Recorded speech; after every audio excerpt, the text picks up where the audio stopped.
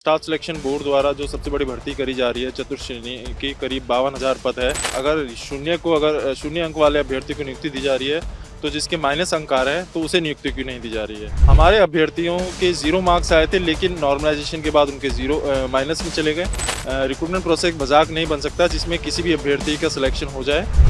जो दिव्यांगजन श्रेणी है केवल LD-CP को छोड़ के उनके सबके 0 मार्क्स थे तो उनकी सूचियों को कोर्ट ने पूर्ण रूप से निरस्त कर दिया है। सरकारी नौकरी का सपना होगा पूरा।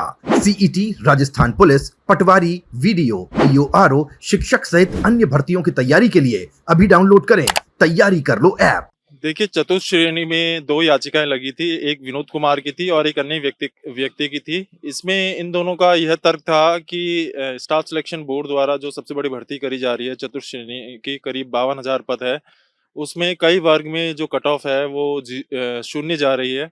तो याचिकाकर्ताओं का यह तर्क था कि अगर शून्य अंक वाले अभ्यर्थी को नियुक्ति दी जा रही है तो जिसके माइनस अंक आ रहे हैं तो उसे नियुक्ति क्यों नहीं दी जा रही है। इसमें हुआ ये था कि इसमें नॉर्मलाइजेशन का प्रोसेस अडॉप्ट करा गया था। तो कई अभ्यर्थी थे जिनके शून्य मार्क्स नेगेटिव मार्क्स थे लेकिन नॉर्मलाइजेशन के बाद उनके 0 या 0 से अधिक हो गए, जो कि बहुत विचित्र करने वाली बात थी।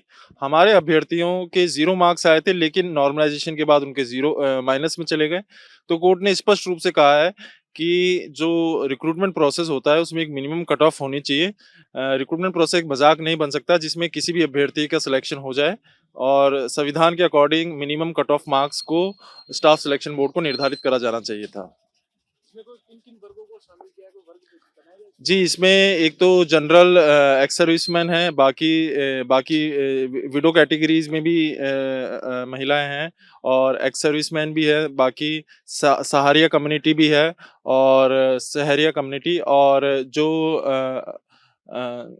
जो दिव्यांगजन श्रेणी है केवल LD-CP को छोड़ के उनके सबके 0 मार्क्स थे तो उनकी सूचियों को कोर्ट ने पूर्ण रूप से निरस्त कर दिया है और बोर्ड को आदेश दिया है कि एक कट ऑफ मार्क्स प्रिस्क्राइब करके ही रिजल्ट जारी करें।